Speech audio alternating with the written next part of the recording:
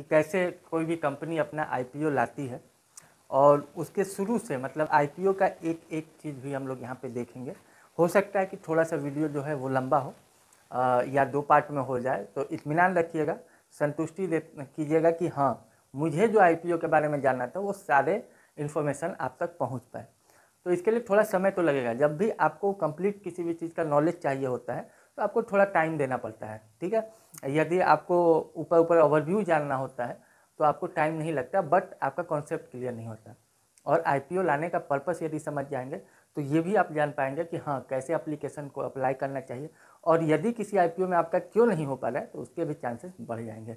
ये सारे चीज़ हम लोग इसमें कवर करेंगे, लेकिन शुरू से अंत तक ये ज़रूरी है, निहायत ज़रूरी मान लीजिए। तो किसी भी आईपीओ पे हम इन्वेस्ट करते हैं तो उसके एडवांटेज प्रॉस क्या होता है, एक्चुअली वो तय कहाँ से होता है, प्राइसिंग, ये सारी चीज़ हम इस वीडियो में कवर करेंगे। तो एक एक करके हम जानते हैं कि आईपीओ क्या होता है और आईपीओ कैसे लाया जाता है, लेकिन हम स्टेप बाय स्टेप इस चीज़ को समझेंगे। तो चालू करते हैं कि आईपीओ क्या होता है।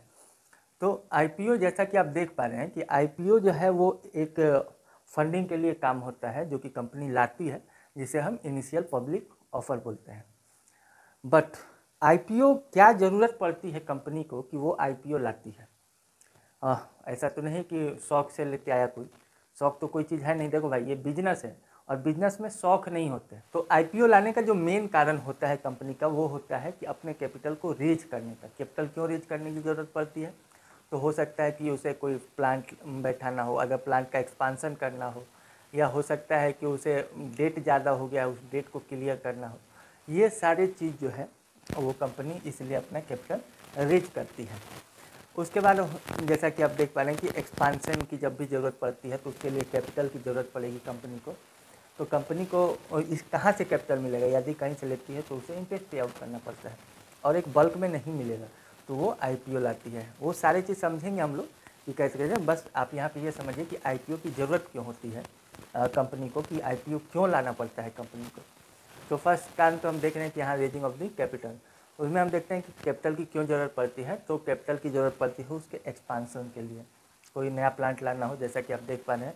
उसके बाद डेट यदि है, डेट क्लियर करना हो, ताकि उसका जो इंटरेस्ट बन रहा है कंपनी का वो रिड्यूस कर पाए, क्योंकि यदि इंटरेस्ट ज़्यादा बन पा रहा होगा तो कंपनी का क्या होता है कि कहीं ना कहीं प्रॉफिट जो है वो नेट प्रॉफिट कम होता है।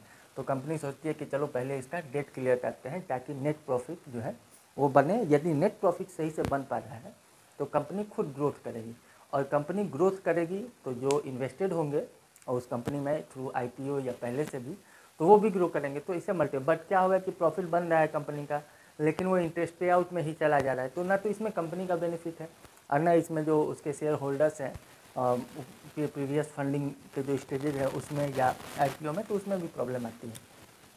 और जो एक मेन कारण होता है कैपिटल रेज करने का, तो वो ये भी होता है कि कंपनी को जो है, जो पहले यदि हमने स्टार्टअप किया है कंपनी में, तो ये ज़रूरी नहीं होता कि सारे जो हैं अपने ही पैसे उसमें लगे रहते हैं।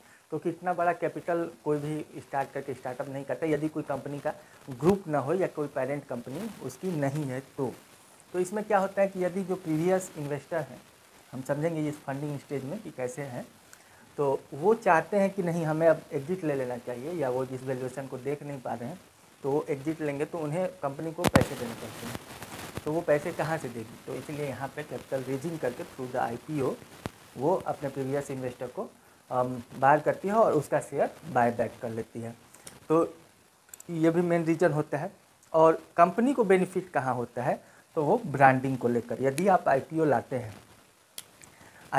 हैं तो वो लिस्टेड होगी या तो एनएसई या बीएसई में। बाहर की बात तो बाहर जाने, लेकिन बट इंडिया में यदि हम बात करते हैं तो एनएसई और बीएसई में यदि ये लिस्टेड होती है तो देखिए वो जब ट्रेड होंगे तो बहुत लोगों के बीच में आती है वो कंपनी। ऐसे बहुत ऐसी कंपनियां हैं जिसके बारे में आप नहीं जानते होंगे, बट जब वो एनएसई बीएसई में आती है तो बहुत सारे लोग के माउथ पे वो कंपनी आ जाती है, जिससे कि उसका खुद एक ब्रांडिंग हो जाता है, एक फ्री एडवर्टाइजिंग हो जाती है। तो इसलिए आईपीओ कंपनी लाती है। लगता है कि आप लोग को ये सारी चीज़ें क्लियर हो गई होगी। कंपनी लाती है आईपीओ ताकि कैपिटल को रीच कर पाए। कैपिटल रीच क्यों करती है? तो एक्सपांसन के लिए, क्रेडिट डेबिट के लिए, ताकि वो अपना इंटरेस्ट को रिड्यूस कर पाए। और यदि उसके पुराने जो इन्वेस्टर हैं वो एग्जिट लेना चाहते हैं तो उसके शेयर बायबैक करके उसको कैपिटल देने का और free advertising of the branding. Okay, now जैसा कि हमने आपको बताया कि ये जो प्रीवियस इन्वेस्टर निकलना चाह रहे थे, तो वो कौन से स्टेज में एंट्री लिए थे। यहाँ तो हमने देख रहा है कि एग्जिट लेना चाह रहे हैं, बट एंट्री कहाँ लिए होंगे, तो वो हम समझते हैं सिंपल सा फंडिंग स्टेज में। तो फंडिंग स्टेज के बारे में मैं एक वीडियो बना चुका हूँ, वहाँ पे थोड़ा सा ब्रीफ में आप वहाँ पे जाके समझ सकते हैं यदि आपको ज़रूरत है तो। यहाँ पे मैं शॉर्ट्स में समझाता हूँ और उसका डिस्क्रिप्शन में डाल दूँगा वीडियो के लिंक में। तो फंडिंग स्टेज में सबसे पहला फंडिंग जो आता है वो मेजर कॉस्ट्स होते हैं। मेजर कॉस्ट मतलब हो गया कि जब आप किसी आइडिया को लेते हो, आपके माइंड में कुछ आइडिया है और आप सेटअप करते हो उस चीज़ का, या इंस्टॉल करने या रन कराने की कोशिश करते हो, तो वहाँ कहीं ना कहीं आपके जो है प्रमोटर के फंडिंग लगते हैं मेजर कॉस्ट में। जब आपकी ये सारे चीज़ हो जाते हैं तब आते हैं आप सीड फंड में। सीड फंड्स में जब आते हो तब आपको एक थोड़ा सा मोटा माल की ज़रूरत पड़ता है, जहाँ पे आपको इनक्यूबेटर बोलो या एंजल इन्वेस्टर बोलो, ये यहाँ से आपको फंडिंग करते हैं। उसके बाद जब आपका ये चीज़ हो जाता है, जब आपको ग्रोथ की ज़रूरत पड़ती है, एक्सपांसन्स की ज़रूरत पड़ती है, तब आपको कहीं ना कहीं नॉन इंस्टीट्यूशनल इन्वेस्टर और प्राइवेट इन्वेस्टर्स जो हैं वो आप पे वो करते हैं। यहाँ पे जब हम समझते हैं तो यहाँ पे दो तरह से होती है फंडिंग, एक डेट के थ्रू और एक इक्विटी के थ्रू। यहाँ पे भी डेट के थ्रू होता है और इक्विटी के थ्रू। बट क्या यहाँ तक के जो एक्सपांसन थे वो कहीं ना कहीं एक प्राइवेट और एक इंडिविजुअल इन्वेस्टर कर सकते थे, बट जब हमें और बड़ा एक्सपांसन का बात हो, मान लीजिए कि एज एग्जाम्पल कि जब हमें इंडिया में रन कर रही है तब तक तो हम यहाँ तक संभाल सकते हैं, बट जब हमें एब्रॉड जाने होंगे तो हमारे खर्चे बढ़ेंगे कंपनी के, हमारे एक्सपांसन्स जो होंगे वो कहीं ना कहीं ज़्यादा होंगे, एम्प्लॉय ज़्यादा होंगे, तो यहाँ पे हमें कैपिटल चाहिए होता है, तब हम आईपीओ लाते हैं। और इसमें भी जैसा कि हम देख पा रहे थे कि एग्जिट टू प्रीवियस इन्वेस्टर, यदि यहाँ से कोई इन्वेस्टर निकलना चाह रहे हैं तो आप यहाँ से जो आप कैपिटल रेज कीजिएगा तो आप यहाँ पे उसको एंट्री जो लिए थे जिस प्राइस में और जो आपकी अभी वैल्यूएशन है उस पर आप बायबैक कर सकते हो शेयर्स को, या डेट के थ्रू लिए हो तो आप उसके कैपिटल को दे दीजिएगा, तो आपके उतने शेयर्स जो इंटरेस्ट के थ्रू ब्लॉक्ड हो रहे थे वो सारे आपके क्लियर आउट हो जाएंगे। तो जैसा कि आप समझ पा रहे हैं ये सारी चीज़ें थी, बट अब आगे बढ़ने से पहले मैं सोचता हूँ कि एक चीज़ क्लियर कर लें ताकि हमें बार बार इस चीज़ को ना बताना पड़े कि QID क्या होता है, RIL क्या होता है, और ये अक्सर टर्म्स आएंगे IPO के थ्रू में, क्योंकि ये सारे टर्म्स ही अप्लीकेशन से डालते हैं और इन्हीं में हम भी कहीं आते हैं।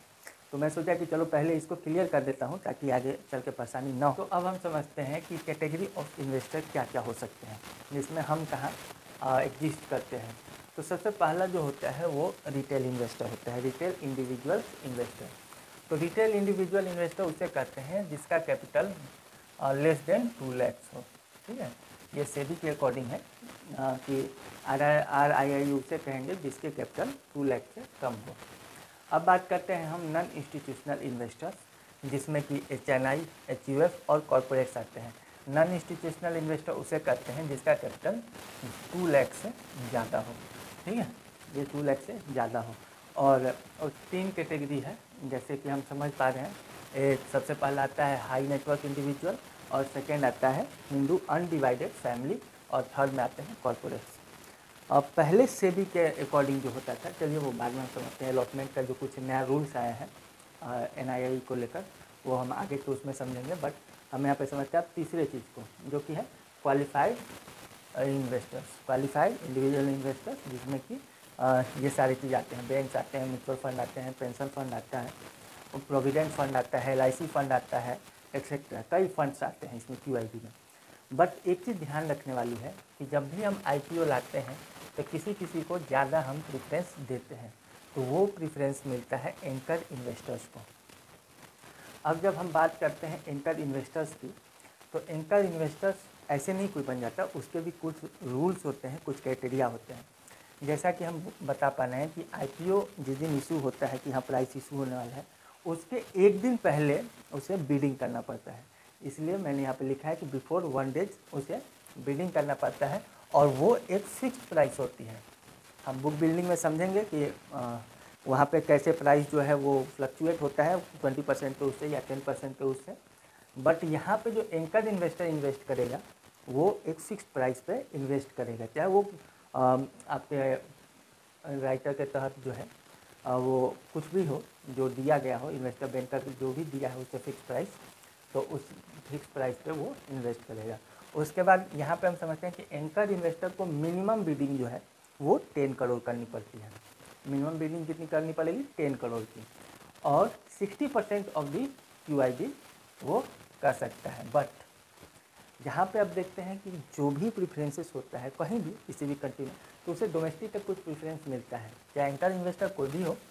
बट 1/3 ऑफ दी वो आपका जो है यहाँ पे एंकर इन्वेस्टर, वो 1/3 डोमेस्टिक एंकर इन्वेस्टर को मिलेगा, बाकी 2/3 रेस्ट को मिलते हैं। तो मैंने देखा कि यहाँ पे 3 कैटेगरी की बात की है हमने इन्वेस्टर का। एक रिटेल इंडिविजुअल इन्वेस्टर, जिसमें कि आप आ सकते हैं, हम भी आ सकते हैं यदि 2 लाख से कम इन्वेस्ट करते हैं तो। और सेकेंड देखें कि नॉन इंस्टीट्यूशनल इन्वेस्टर, जिसमें कि आप भी आ सकते हैं और हम भी आ सकते हैं, जिसमें ये कैटेगरी होती है। उसके बाद क्वालिफाइड इन्वेस्टर्स, जिसमें कि हम देखें कि एंकर इन्वेस्टर का भी रोल, मान लीजिए कोई म्यूचुअल फंड है, HDFC प्रोविडेंट फंड है, वो सोच रहा है कि हम एंकर इन्वेस्टर का रोल अदा करें, तो उससे जो बिडिंग है वो बिफोर 1 डेज करनी होगी IPO की। जो भी इन्वेस्टमेंट बैंकर के थ्रू, इन्वेस्टमेंट बैंकर क्या होता है हम आगे देखेंगे, उसके द्वारा जो भी फिक्स प्राइस रखी गई है उस फिक्स प्राइस पे इसे बिडिंग करनी पड़ेगी। और मिनिमम बिडिंग 10 करोड़ की होगी और 60% ऑफ दी QIB होगा। 1/3 डोमेस्टिक एंकर इन्वेस्टर के लिए रिजर्व रखा जाता है और बाकी 2/3 रेस्ट के लिए। अब हम 4th कैटेगरी में समझते हैं, तो रिजर्व कैटेगरी जाता है। तो रिजर्व कैटेगरी की जब हम बात करते हैं तो उसमें कौन कौन से आते हैं?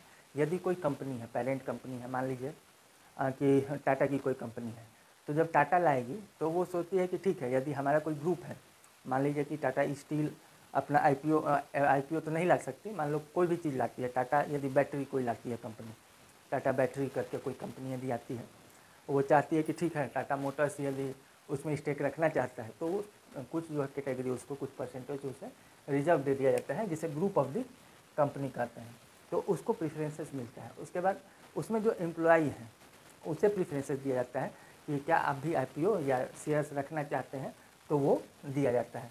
फिर हम देखते हैं कि जो ओल्ड शेयर होल्डर्स होते हैं, मान लीजिए यहाँ के थ्रू कोई शेयर होल्डर हो है, तो उसे भी प्रेफरेंसेस दिया जाता है, उसके भी कुछ कोटा होते हैं। बट इसमें एम्प्लॉय को लेकर एक लिमिटेशंस होता है कि आपका जो प्राइस होगा वो 5 लाख से ज़्यादा नहीं होगा, मतलब आप 5 लाख से ज़्यादा के शेयर नहीं खरीद सकते।